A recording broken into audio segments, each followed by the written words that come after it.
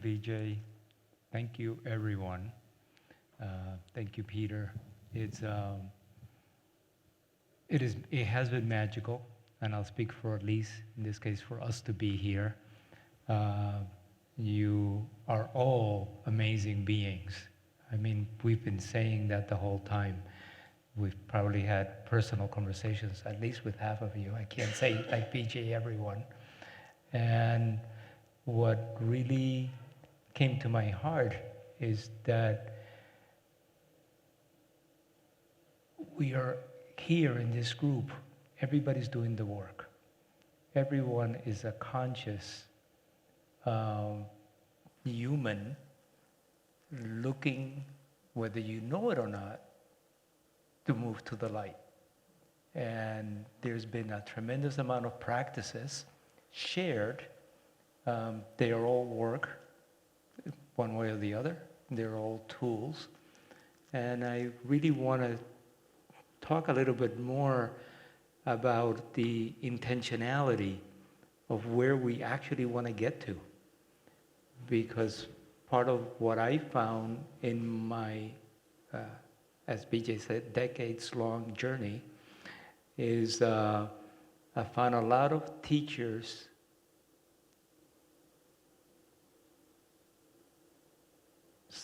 selling something they didn't quite own. That makes sense. And it made me very humble in some ways. I only want to share what I have experienced. I don't want to share what I read in a book unless it became mine, if you know what I mean. If it became real in me. And sort of talk a little bit about my journey, because again, speaking with all of you, I don't think anyone in this room has had an easy ride. As a matter of fact, I think most of us have taken a lot of hits. And that tells me that you are a soul that came here and hit the ground running. Because there's a lot of work we need to do to our personality so that our personality can live at the level of our soul. That makes sense? So that's why I think our stories are important. Our stories, we are describing how life shaped us to become who we are now. And we are all in a unique path, but we're all going in the same direction, which is kind of the funny part. So whatever I have to share, take what resonates for you. And what doesn't, it is not part of your journey. So I always do this. I get going, and then I say, let's take another centering for just 2 minutes. So let's just simply, you don't have to move. I just ask you to close your eyes.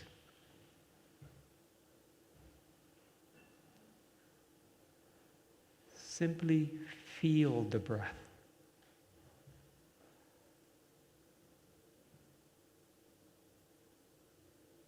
And as you feel the breath, savor its flow, its ebb and flow.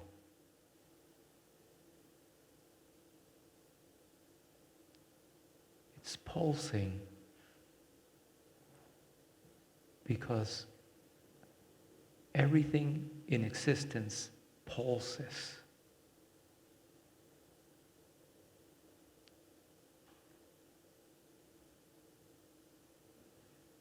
Every moment is a beginning and an ending.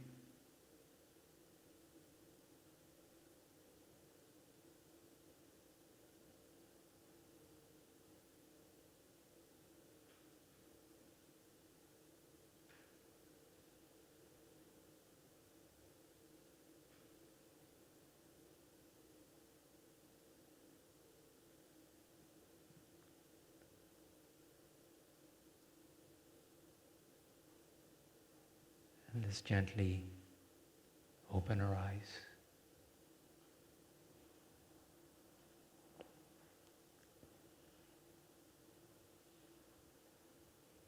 So I'd like to just share a bit of my journey again, because it sort of explains. The journey is tied into the books, so give me a chance to promote the books and see what makes sense. But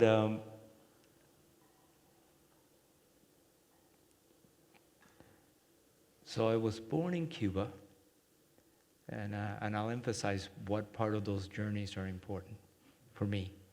I was born in Cuba into what I think most of us would agree would be about as close as heaven gets on earth, with loving extended family, just a beautiful utopian childhood. And then a revolution occurred, and the life my parents had, I was born into, ended. That's it. So there was a yanking of what I knew.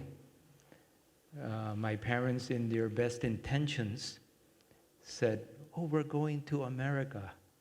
Everything is going to be beautiful." We had one uncle. "Your uncle is over there. He'll meet us. We're going to create a life just as beautiful as the one we had." That wasn't reality when we arrived. So there was this huge disillusionment with life itself. It was, I felt scared. I felt unseen, because I knew myself to be in a certain way, and now I arrive at a land that speaks a different language, and they project something on me that isn't real to me, but it's their reality of me. And as a 8-year-old, that's kind of a little heavy to figure out. And my parents basically shifted completely into survival mode, because they obviously left their lives behind. So there was a level of joy that actually disappeared, in my life, in my being. And, usually, unfortunately, I get emotional because I go to revisit that. And so I can actually move a little faster. But that was sort of the beginning of that. Everything I knew was taken. Finally, a few years later, my father buys a building. No, he didn't buy a building. We were living in an apartment in this place called beautiful Union City, New Jersey, for those of you who may want to visualize. I couldn't understand why he said it was the Garden State. Must have been a misprint. I don't understand the word. But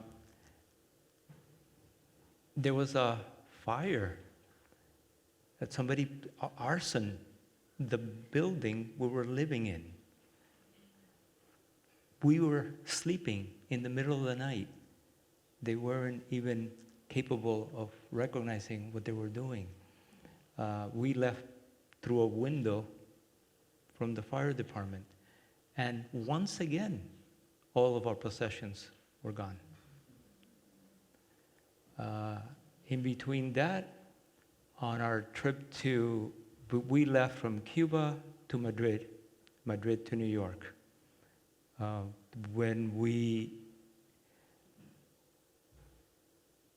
Long story, we ended up going from Cuba to Madrid in a Cuban Airlines propeller plane.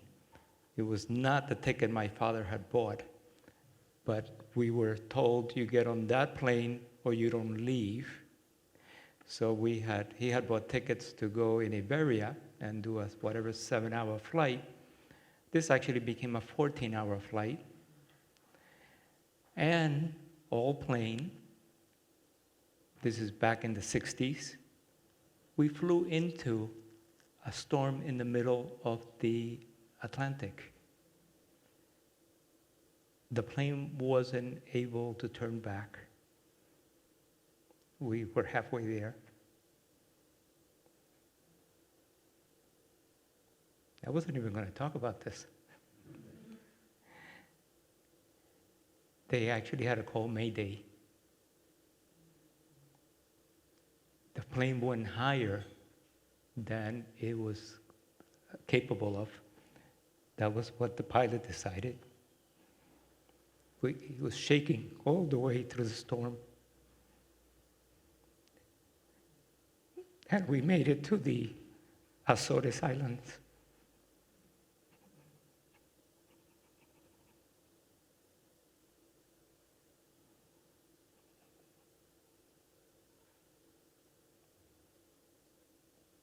As you may imagine, my first and second chakra kind of got wiped out, in that whole process. And once we got settled, we started in the US, and I knew what life was supposed to be. I had no idea how to. From where I was sitting, I couldn't quite perceive how I could actually arrive at what that life was supposed to be. But it was all about, for my father, the only thing they could not take away from us was education. So that's what I did. We became educated, my sister and I.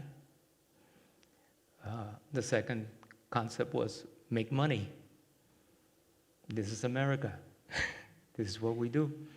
I kind of figured it out pretty early.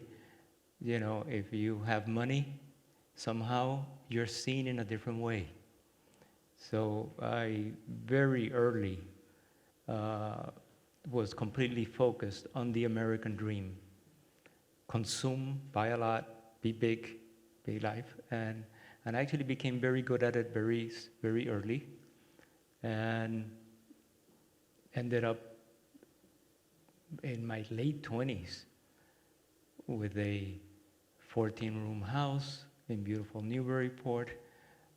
Had already had a couple of businesses that were very successful, and all of a sudden, I was living the life. I had the dream. And an entrepreneur is a glorified gambler. And it's true. And I had been very lucky on a number of things. So I kind of had that attitude like, I always strike a home run. So let's go big. Let's load the bases. And guess what? That one didn't work. So I had a massive lifestyle, fancy cars, kids in private schools, all of this in my early 30s. And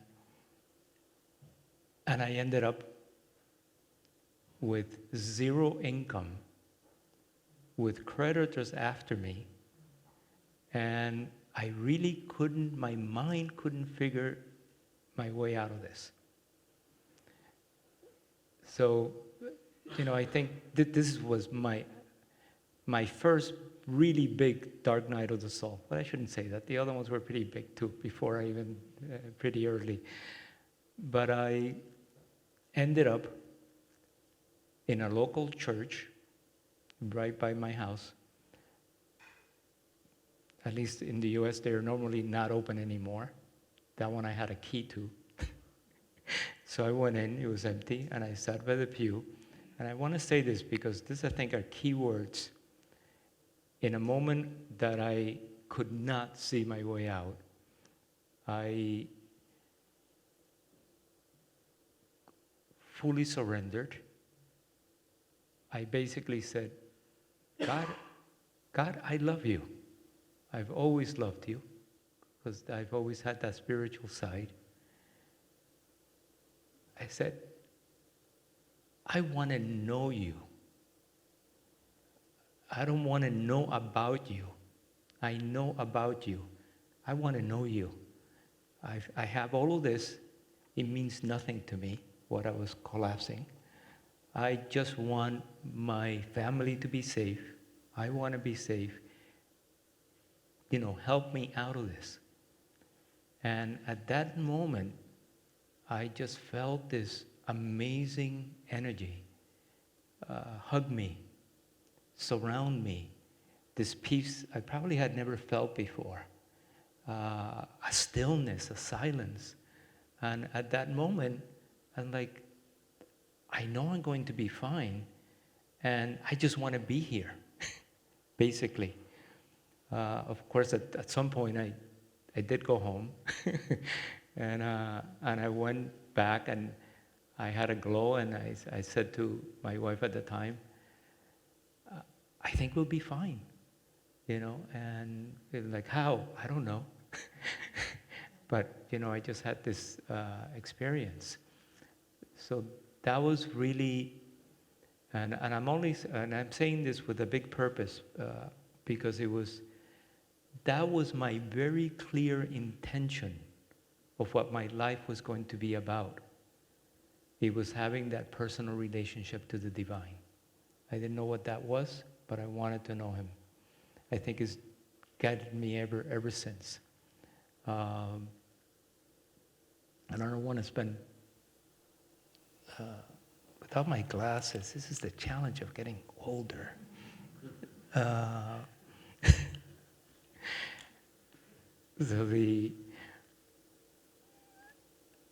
So after that,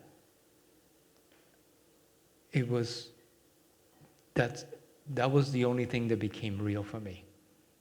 I went for another year and a half, possibly a little longer, meditating, praying, 12 to 18 hours a day, 7 days a week, because I did not want to leave that energy. I was experiencing this truly divine bliss. I could always go there and be in heaven. And at that same time, the Course in Miracles book came to me. And I began to read it. And the affirmations and the whole process really was extremely important in my life.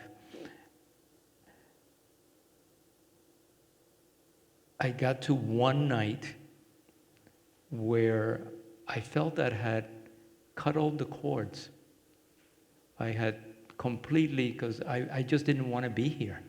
I just wanted to be in the love and the bliss and the divinity that I was experiencing. I was not suicidal because I could just be there. It's not like I needed to do something to get to that state. But yet life was happening all around me. So I remember getting to the point where I had that conversation, like, I'm going home, and I knew that my soul pretty much could leave. And then it hit me. If I go home, I'm giving away this gift of life. And I recognized life was a gift. I just didn't like my gift, the gift that I have been living. But at that moment, I'm like, all right, I'll stay, God. But we're going to negotiate. But I'm not going back to the life I had. This is the key. And after that, it took me much longer to actually be able to ground. I was ethereal.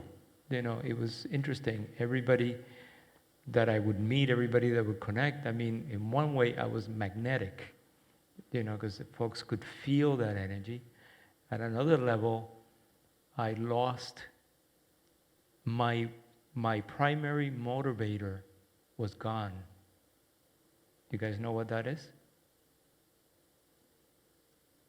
Fear. Once you connected with Source, the fear was gone. There was nothing.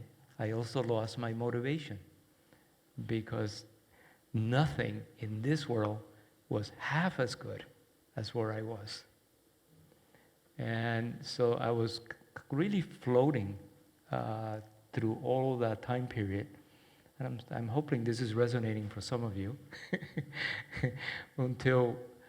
until I actually, one of my friends invited me to a yoga studio.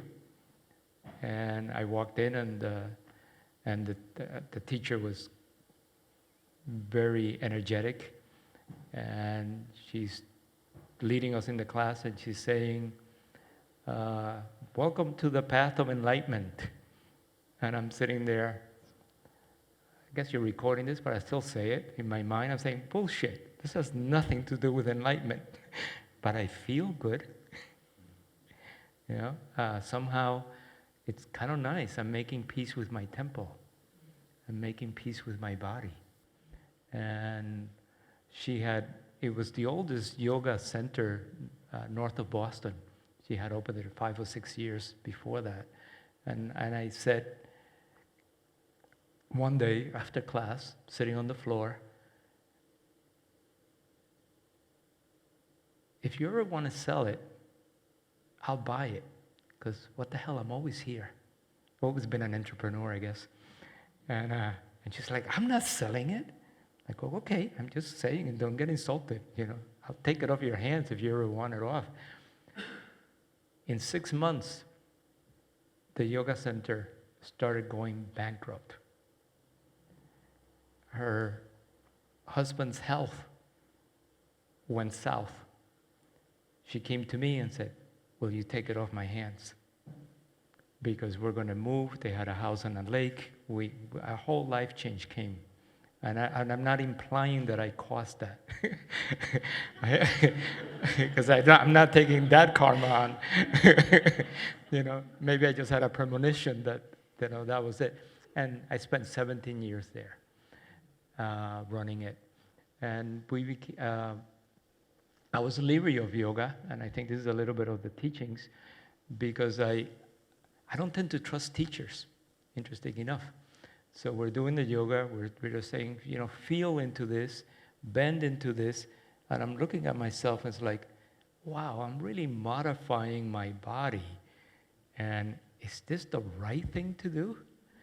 And there was something intuitively that said, this isn't quite what I want to be doing, but I kept doing it because I didn't know better than that, and then.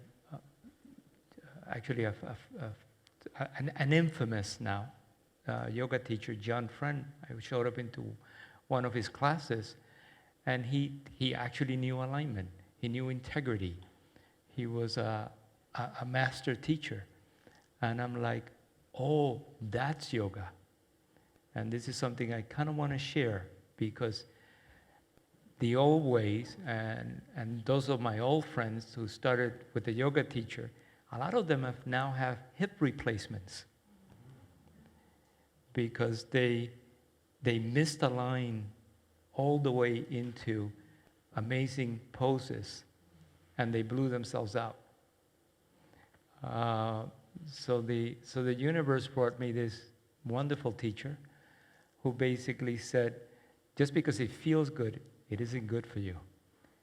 This is what proper alignment is. This is how you integrate your body. This is how you build your poses from the feeling state out, is how we create that.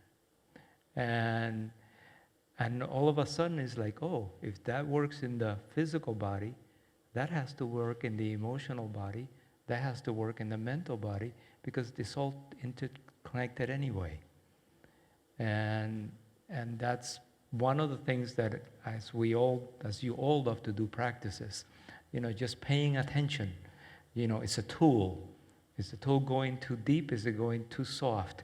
Does this really resonate for me? Because we're here to align, to integrate, and to allow the light to shine through us, our soul. And we have to know that it's not what feels good that does that. And it's not what feels bad that does that. It's the proper alignment that does that. And that requires knowledge a little bit in saying that. So that's kind of as much as I want to sort of say about that process. One of the things learning that I was also premature, and thank you for the reminder of our things. I've always arrived too early. I've always been waiting for everyone to show up. And by the time you show up, I'm done. So that kind of creates a little bit of a challenge, actually staying here, because like, guys, the party's almost over and now you walk in. In my mind, that's been a pattern of living. So that there's, I started this process of my awakening started in me before none of the stuff you guys are talking about was actually available. It was a mystery. I was trying to read stuff that where could I find it in mystical schools and written in kind of mystical ways, and so it was kind of awkward. I mean, it's kind of a gift that is not now available here, but there's a part of me that is almost feel like I'm done with this journey, and now when you guys all arrive to the party, now I have people to really play with, but I'm here. I'm not leaving this journey. Yeah, so that's the good part.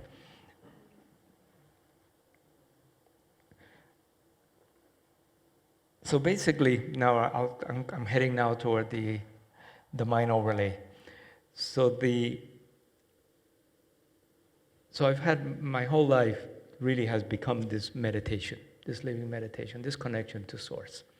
I finally realized that when I asked God that I wanted to get to know Him, I had to recognize it, that this is God's home. This is God. You are God. There's no separation. This is it. I had to reinterpret my Christian teachings to really understand what Christ actually said. I had to recognize that our belief system is very tied in to our knowledge of science. So when we're reading 2,000-year-old teachings or 5,000-year-old teachings, it was fed into their worldview, right? But the masters knew more than the available science and their teachers, right? So in a sense, in those teachings, they're teachings for the ages. But every age has to learn to see, not our parents' story of what that was, but what does it really mean? Does that make sense? And by the way, I forgot to say it, and I'm ending up with a monologue, but if you guys have any questions or anything, feel free, because I hope this is triggering a lot of thoughts of your own journey and how it might be relating.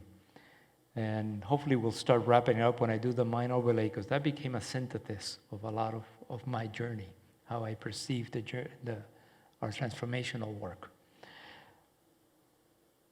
So at some point, I really got into this space of saying, I'm going to start writing down what's coming through me in meditation, just for writing it down. Teaching on a regular basis, I would get my students saying, I wish I had recorded that. Do you have something I can take home? Do you have this? Because there were the actual teachings. Here I'm talking more about my story. And I said, my usual sense, somebody asked, why not? Let me see where I get into. And I really started loving, thinking I'm going to write about love. I'm going to contemplate about, the big pictures. And sometimes they came out as a lesson. Sometimes they came out in poetry. Sometimes they came out as a one paragraph. And I usually was very judgmental as I was writing it, because what I was writing wasn't what I thought I was going to write most of the time. And I didn't think it was going to be any good. And the next day I would read it, and I think somebody was changing the pages on me, because I would read it the next day and say, wow, that's not bad. You wrote that? and it became a pile of papers in my coffee table, happily there, until I met Elise. And she started ruffling through my pile of papers and said, "These are good." And I go, "Oh, glad you think so." And basically she said, "It's got to be a book." And so it became my first book, which I called The Other Side of Me, because I really feel I've lived at least two very distinct lives, before and after. And there are 120 contemplations to be opened randomly. At one point we decided, how do we organize this and that? And it turned out that we only took, I believe, 2 out because we felt redundant. And they were, the book is in the order that they were, that it was received. There was no need to change the order. I think we also decided to pick the first and the last one.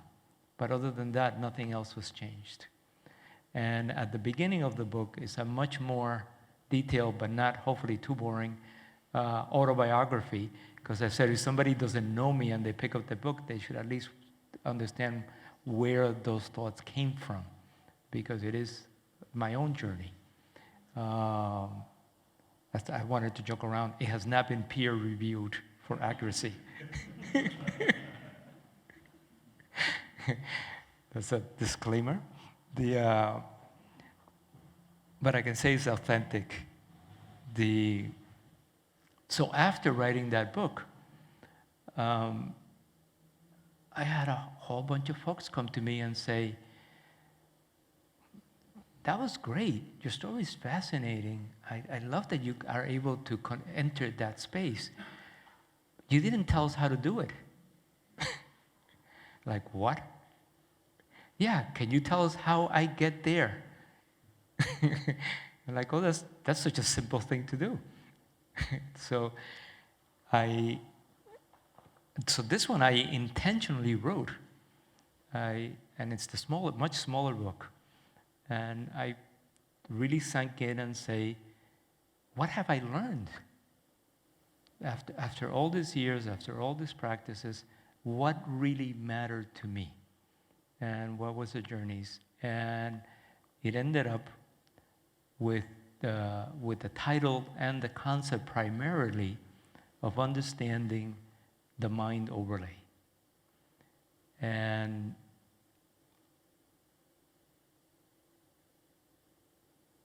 I'll regress a little bit. So right after my awakening, when I was completely blissed out, I had 3 little kids. I used to take them to the park, to the Montessori school that they were in. And I remember sitting there and watching the adults go by. And I saw all of the adults as zombies. Completely, clearly. They were not here. The kids and I were here. If a dog came by, we were here. Everyone else was just lost in whatever was going on up there. And for a long time, I just wondered about that. And of course, I can go there too very easily, but I really could see it on everyone else. And it became like, okay, so this is kind of like, this is the layer that keeps us, separate from the divine. I had read many times in the yogic teachings, life is an illusion, Maya, Maya, Maya, Maya. That didn't help me. You're telling me that this is an illusion? My feelings are an illusion, my sensations are an illusion? That is not useful.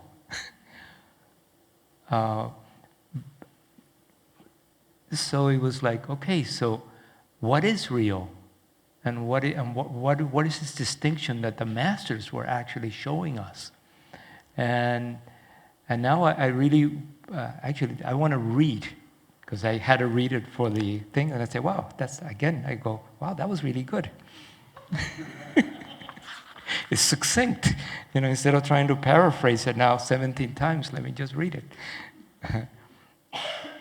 So, the mind overlay is a concept that came to me in meditation. It is the way the universe organizes our individual life experiences. It is the key for our empowerment and evolution. The mind overlay is the unique mental, emotional, and energetic imprint from which we experience life. It is our personal worldview, composed of both conscious, unconscious, subconscious patterns from which we filter and experience life. Each one of us has a unique perspective which we place over the reality of each situation, of each moment. It is how we interpret and relate to life.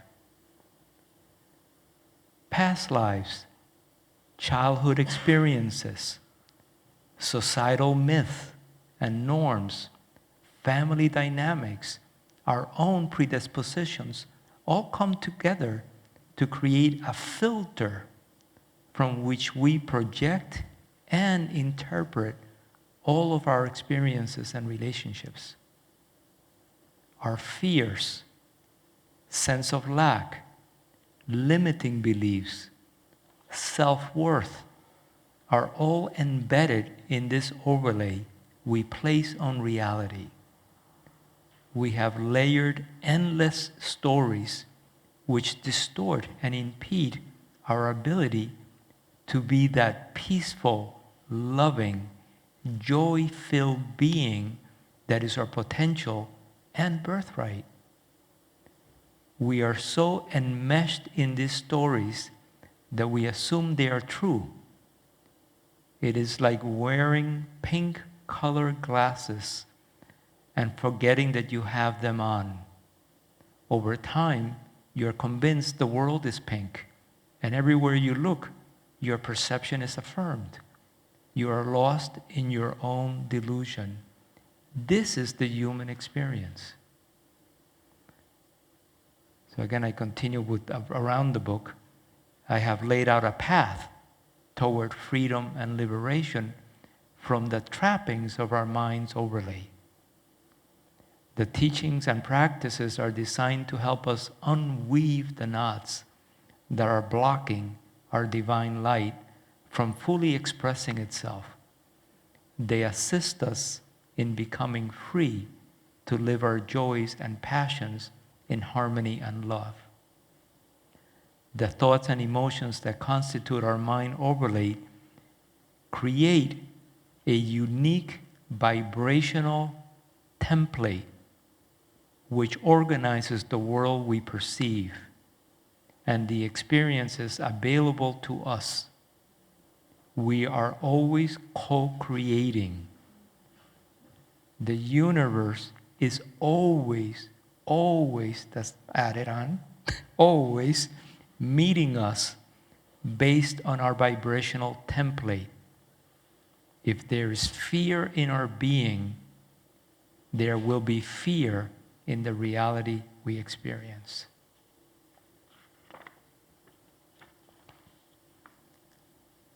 When we are following our Dharma, our path, from a place of joy and fulfillment, we are in harmony with our divine plan, and all of the universe conspires for the greater good. We can deliberately and consciously co-create a reality that is a reflection of our true potential, which will give us access to directly experience our own true nature. So at first, we need to understand the philosophy, the yogic philosophy, and the metaphysical science that supports that philosophy. Then, with practice, we begin to live the teachings and insights from this more refined level of awareness.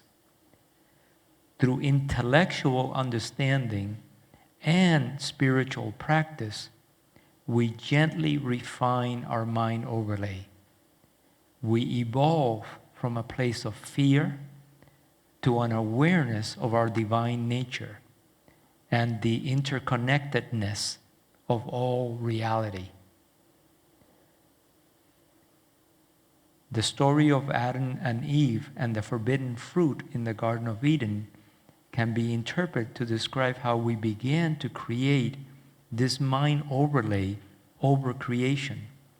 We began to reject reality as it is, creating a system of right and wrong to judge, and attempt to dominate the world as something separate from ourselves.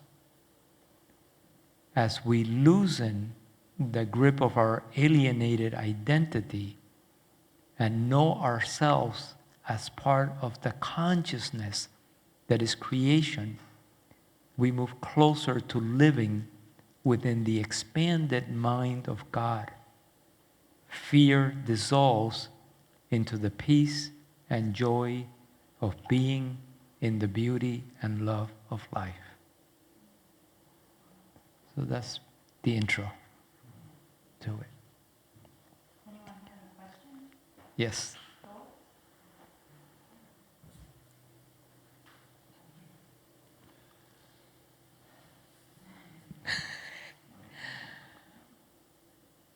I hope it at least makes sense. Well, it's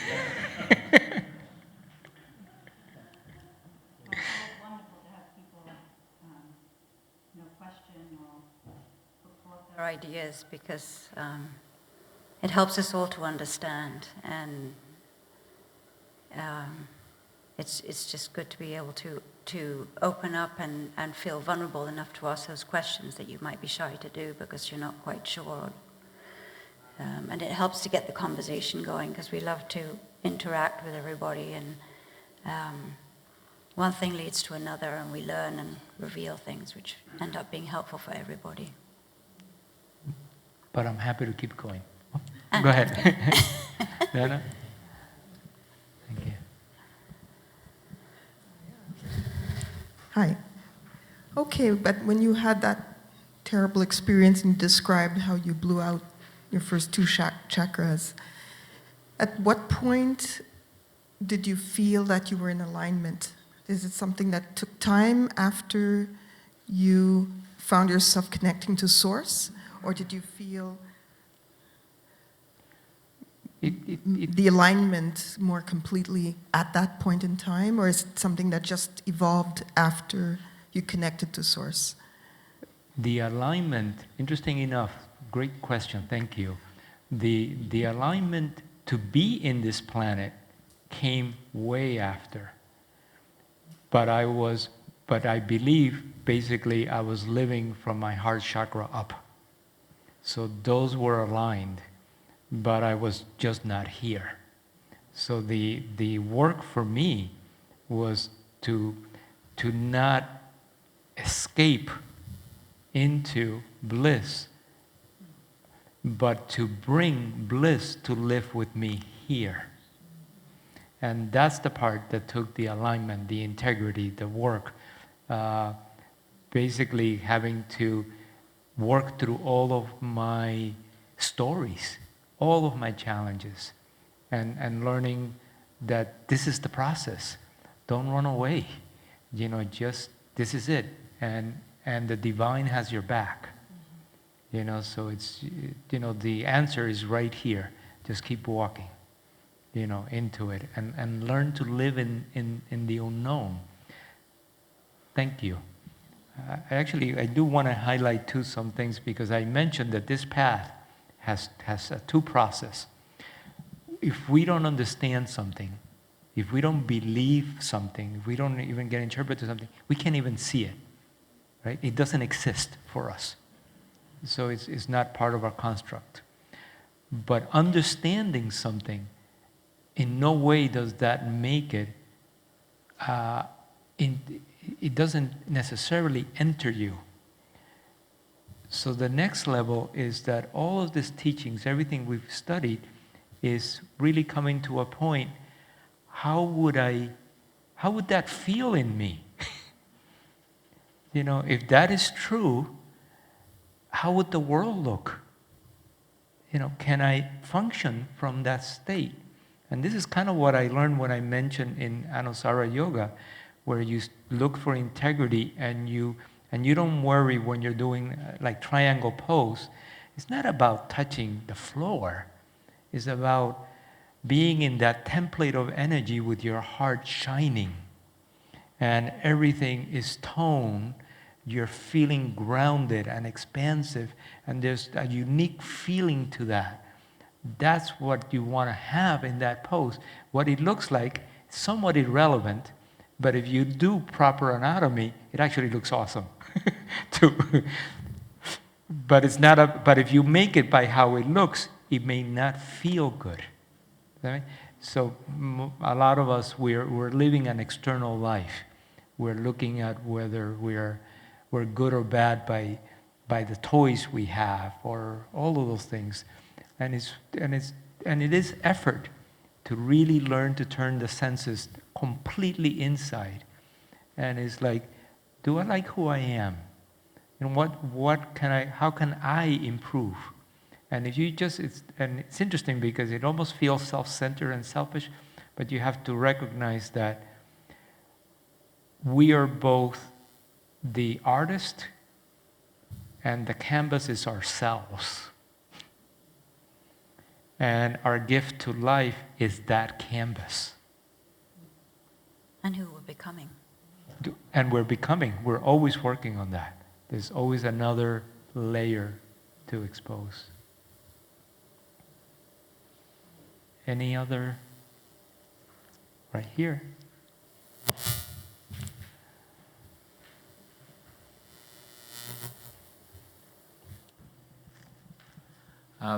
You mentioned 3 main disasters in your life. Your initial childhood separation from your country and life, and then the disaster in the plane. And I noticed you got very emotional.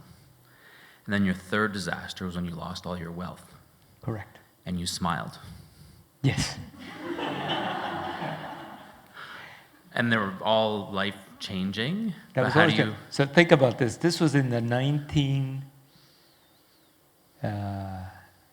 gotta count with my kids, so I even know what year we're in. 87. This was the mid-90s. It cost me $1 million in the 90s. Your spiritual awakening cost you $1 million. To become awakened. I'm smiling. It was a bargain. I became free at that time. So yes, there were all these major challenges. And why I say that, because it also taught me detachment. That's key, detachment. I am not my things. And it actually helped me, another level of detachment. I'm not even this body. I'm not even this personality. Does that make sense? And if one has that, we become very pliable. We are able to flow. We're able to say yes after one lunch, knowing that it would be divine. And we start really living in harmony with Source. I mean, we humans are the only ones that walk around this planet with fear. Everything else might have a momentary reaction to a reality. Oh my God, that animal is going to eat me. I better run. But the minute that is taken care of, it goes back to being present.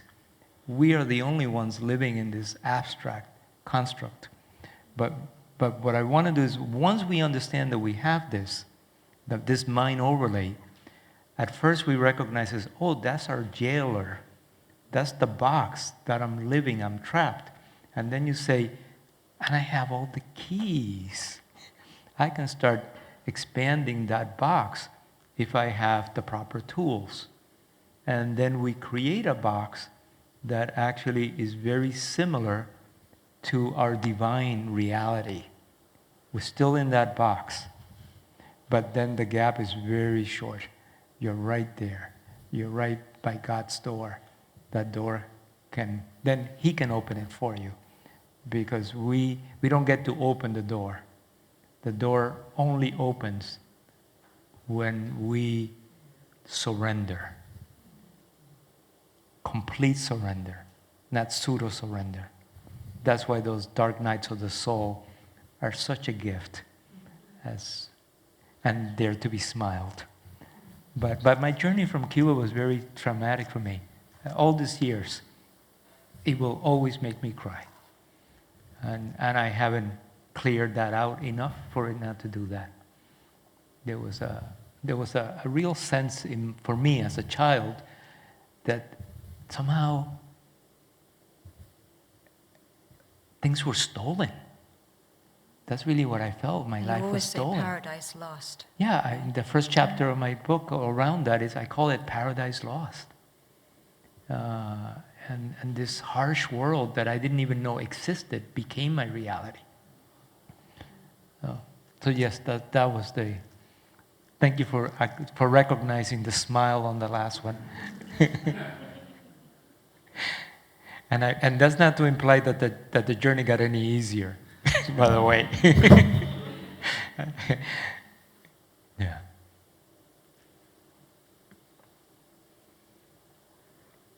Gotta go back. How are we doing with time? 6:15.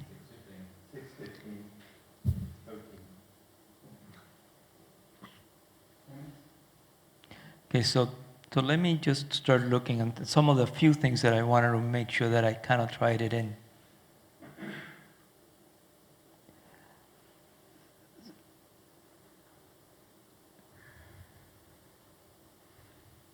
So I've had, obviously, a lot of exploration, a lot of fun teachings.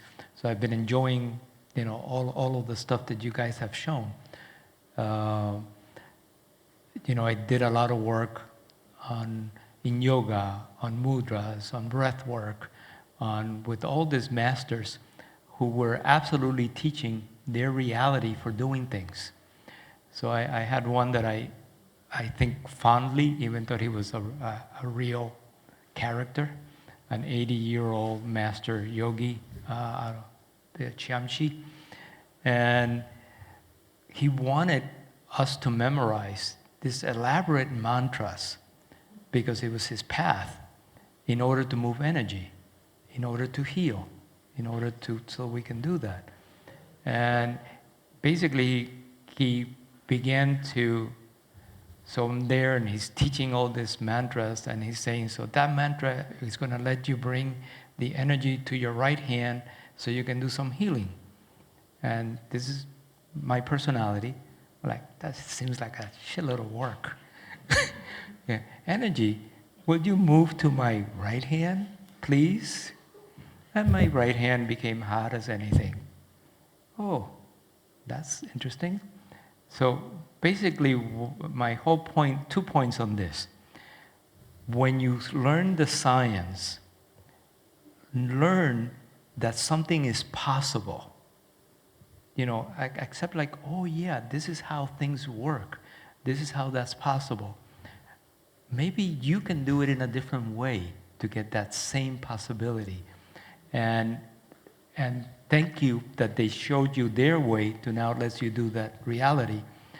But I have to say, whatever I studied that I could kind of tap into with the mudra or with acupuncture or with anything, I can just tap into by bringing my energy body, which I think most of you feel, bringing my consciousness into that space and requesting it.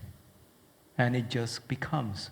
So wherever our consciousness goes, energy follows. That blossoms. you can use that in everything. So again, paying very close attention. Don't put your energy, your consciousness, your thoughts in what you don't want.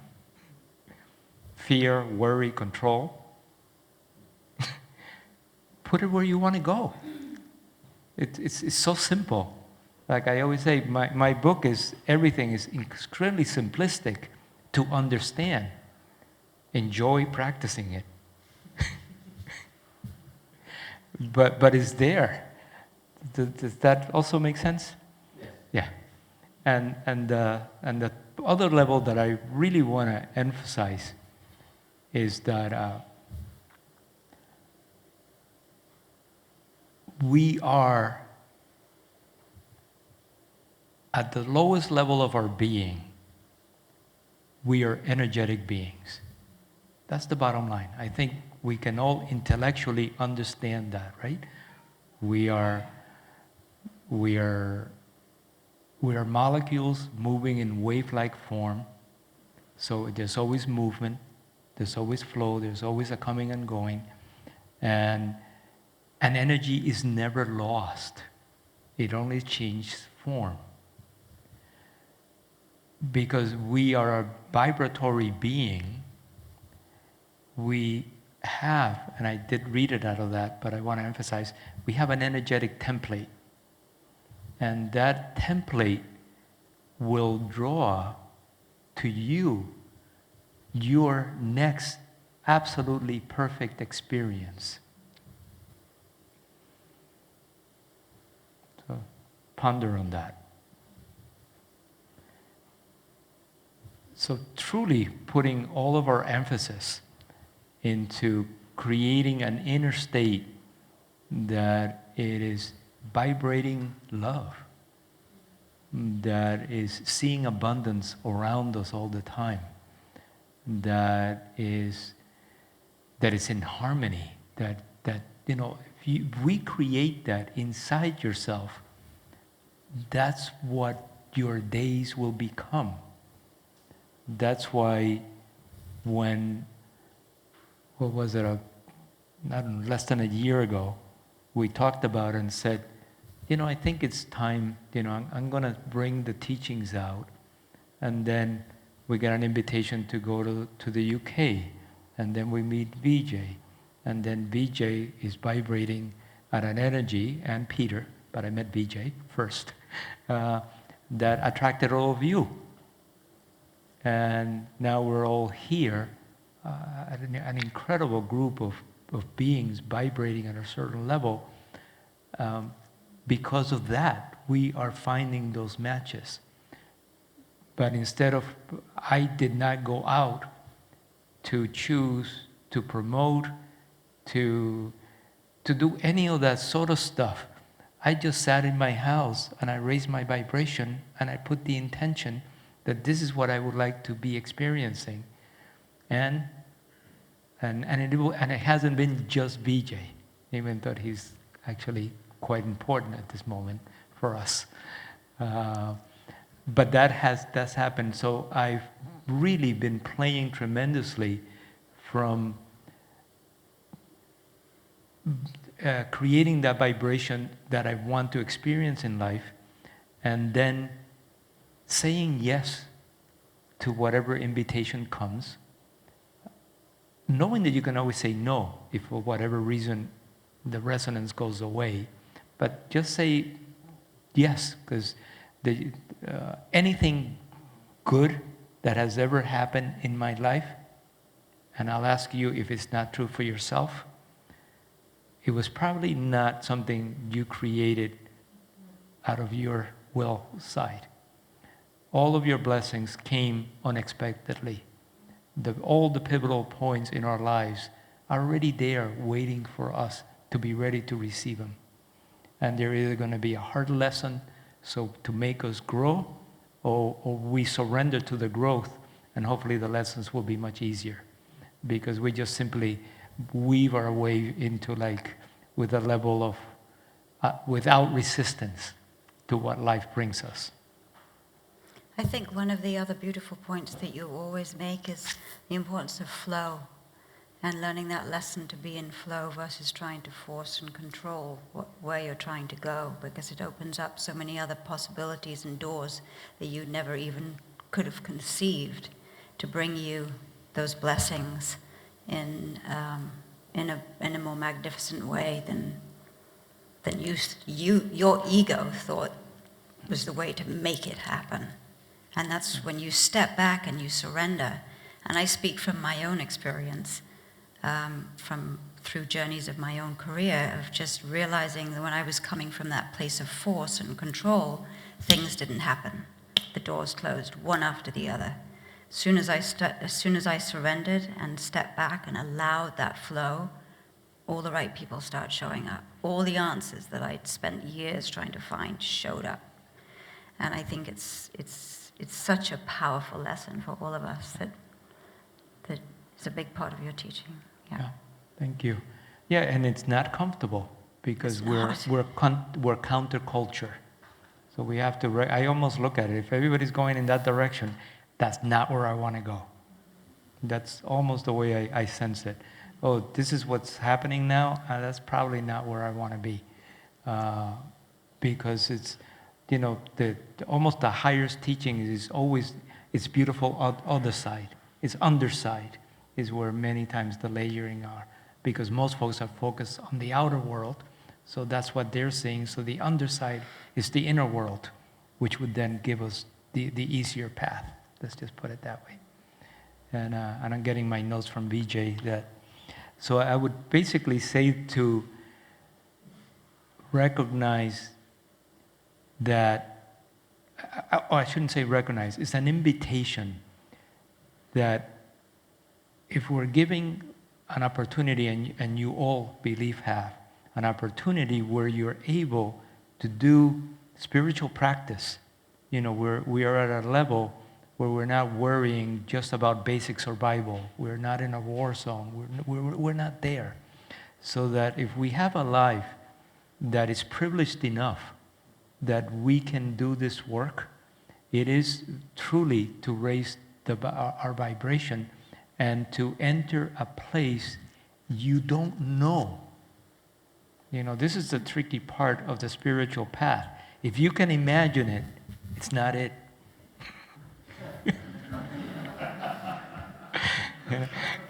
And maybe I'd like to leave you at that. And so we're going to move now. Actually, I want to clarify this. We're going to move into a meditation, and you can actually, but the meditation is going to be, because I'm going to give you the beginning. I want to separate ourselves. So I just want to talk a lot about it. What's our limited self, and what's our unlimited self? Because we're going to move into the meditation, into the unlimited part of ourselves. What would that feel like? So remember, we are wearing this body. We are wearing this personality. It has a unique, it's given us a unique way to express ourselves here, but it's not who we are. So we're going to look to go closer to that part, that who we are.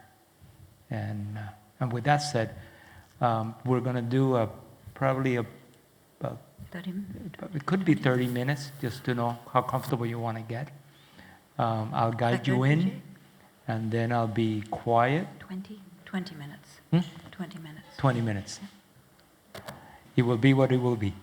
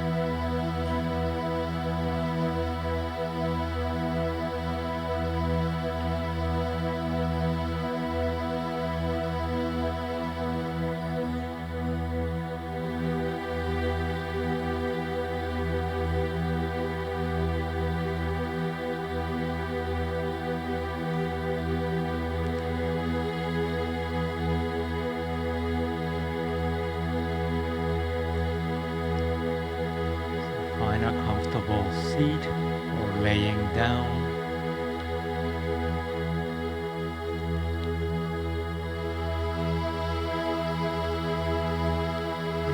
Bring yourself to a place where you can be in stillness.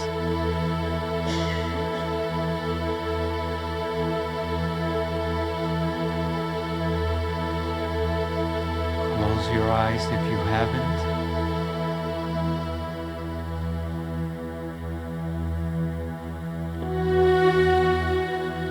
And begin to feel the breath.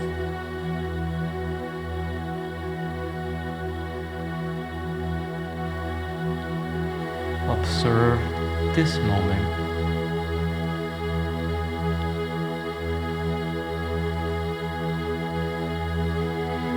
Dropping into yourself.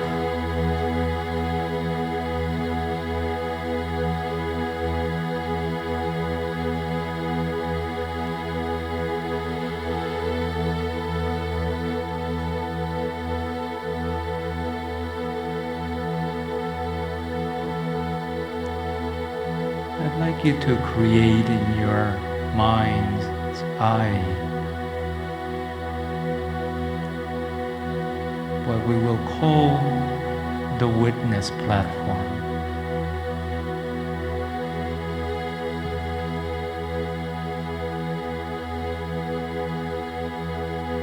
Imagine yourself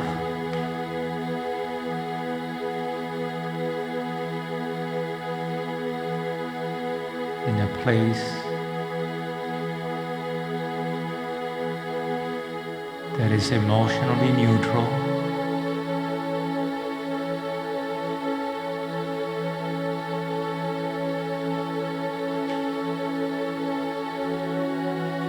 with a sense of deep peace and stillness.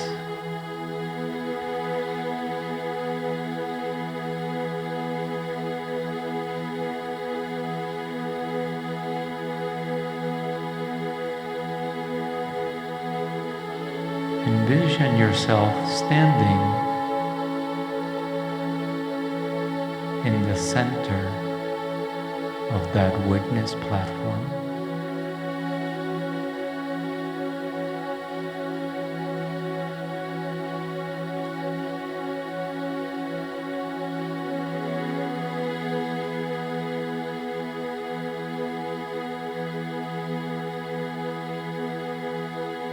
Feel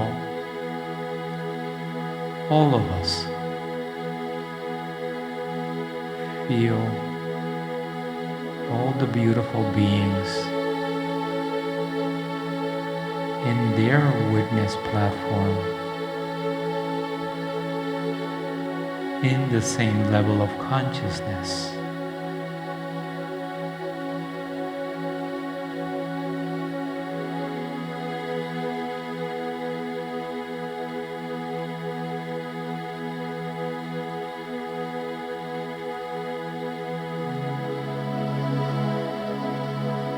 Now I'd like you to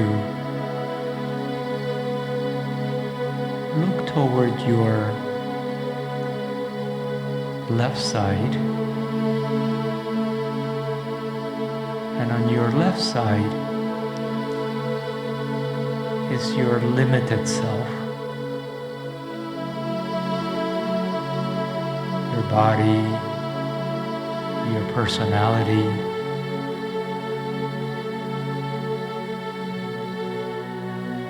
and simply dip your toes into your limited self.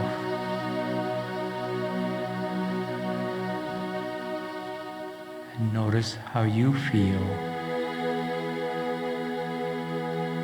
how the breath changes.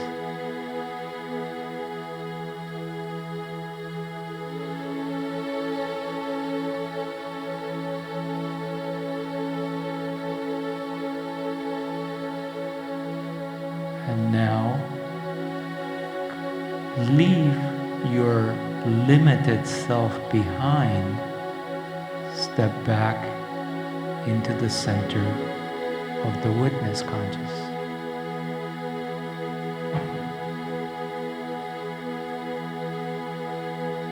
Look to your right. This is your unlimited self. The part of you that always has been, always will be. And step into your unlimited self.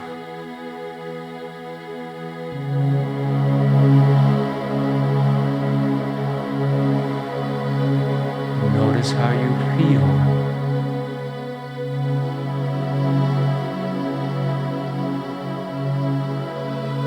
How the breath changes.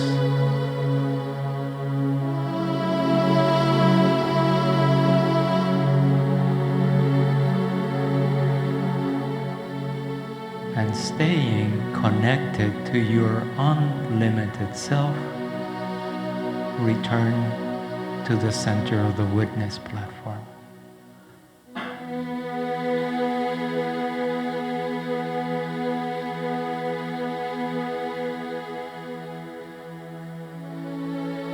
And you will invite healing hands, divine energy from the highest level to come down and support you on this journey.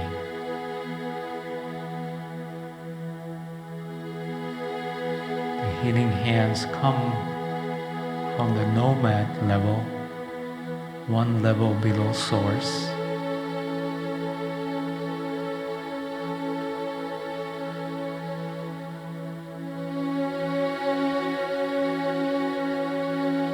Feel them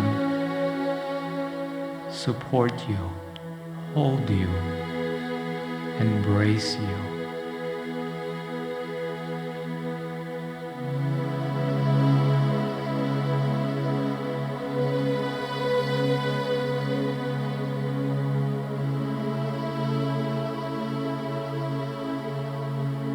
Ask the healing hands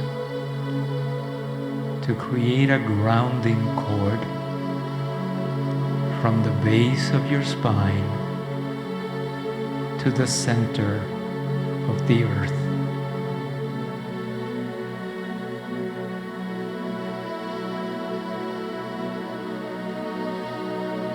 To extend the grounding cord through your energetic center, through the chakras, to the crown of your head,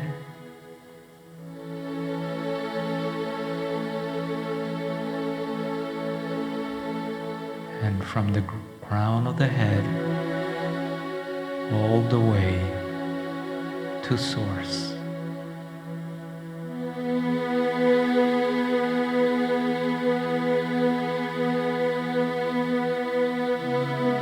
Feel yourself equally grounded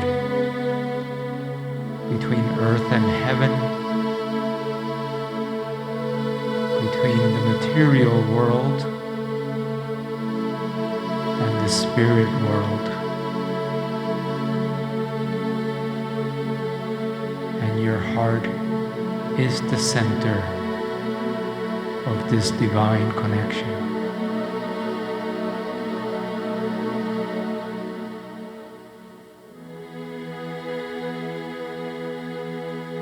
Notice how you feel.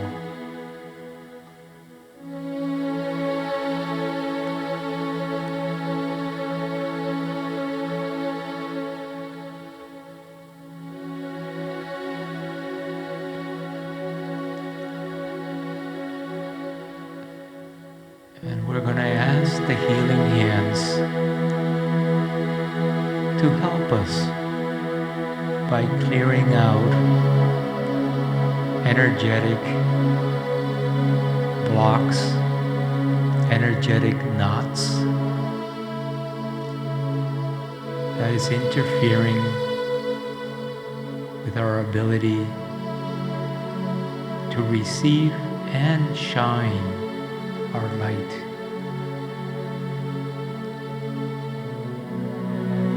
So we'll ask the healing hands to comb through your mental body, your emotional bodies, your physical bodies, taking away what you no longer need. Negative thoughts, limiting beliefs. They know where to go. And you can consciously release whatever you feel is blocking you from your next expansion.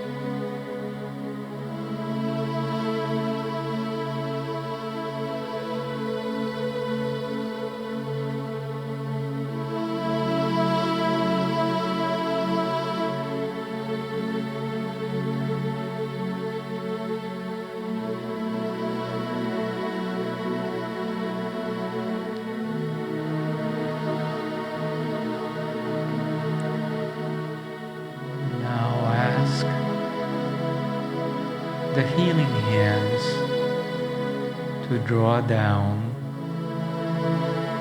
amber colored light from Source.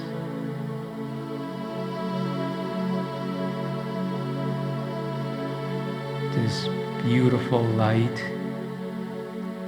will move through all of your energetic bodies, filling in the places that energy had been stuck, expanding your ability to connect to your higher source, to your inner wisdom.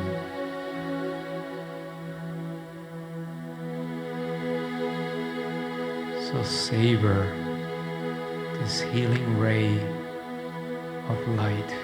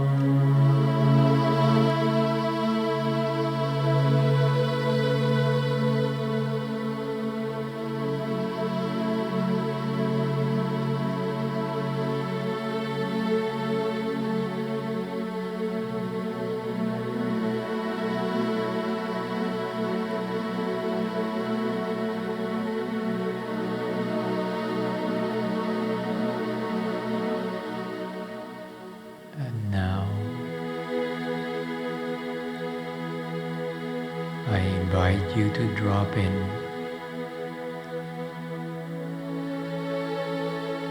to the core of your being.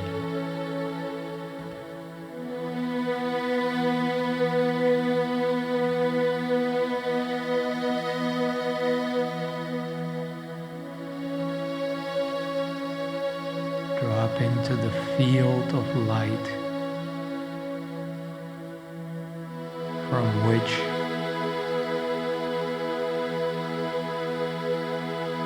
we all begin.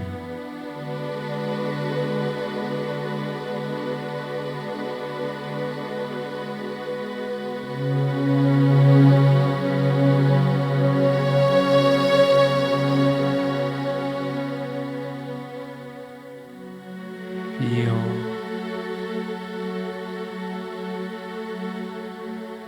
that space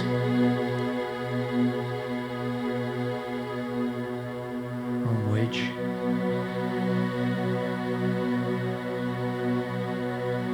you've become.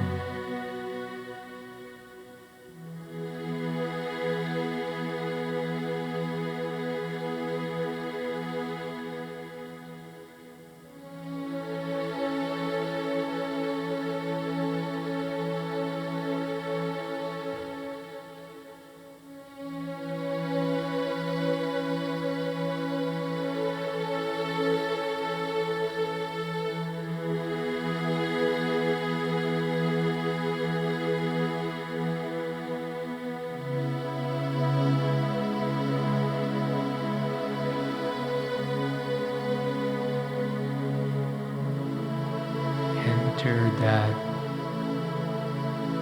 consciousness level of unity, of oneness.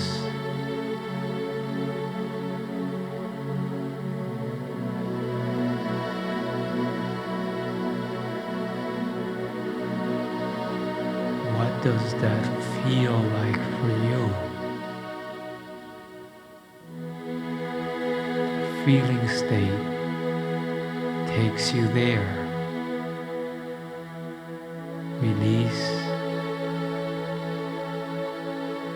your knowing. Enter into full presence.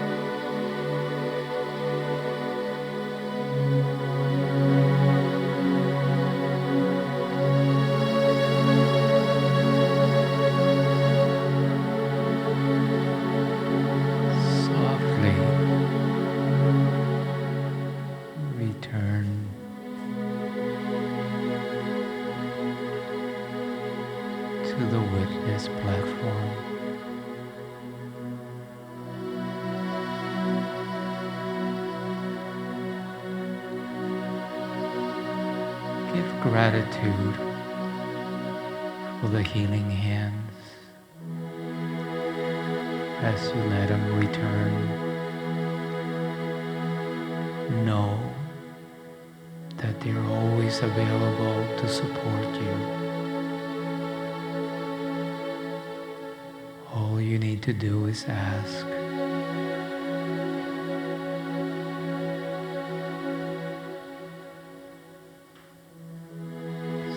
See yourself in the witness platform. Slowly returning toward waking consciousness.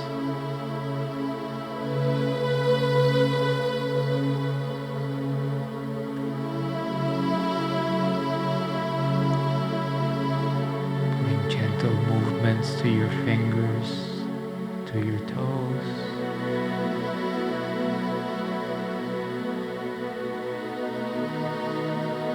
When you feel ready, open your eyes.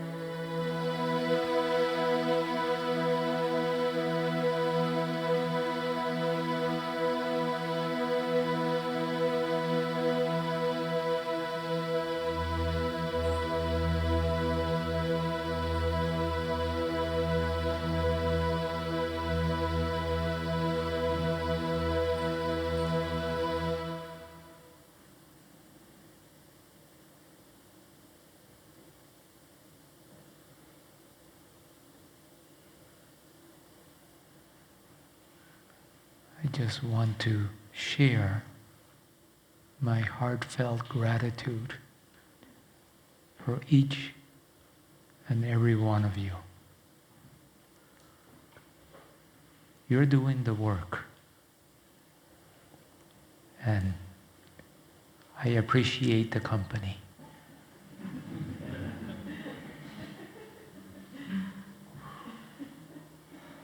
You're all beautiful.